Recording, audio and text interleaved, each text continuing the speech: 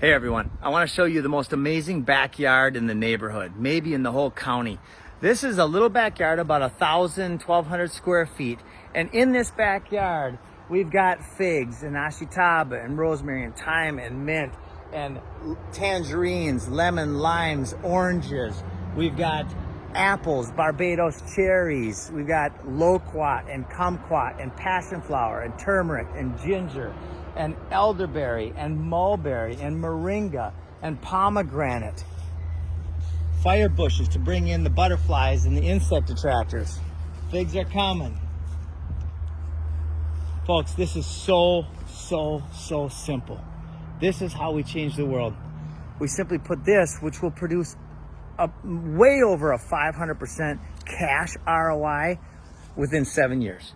How else can you get that kind of return? And it's less maintenance than the lawn. Follow us. Food Forest Abundance.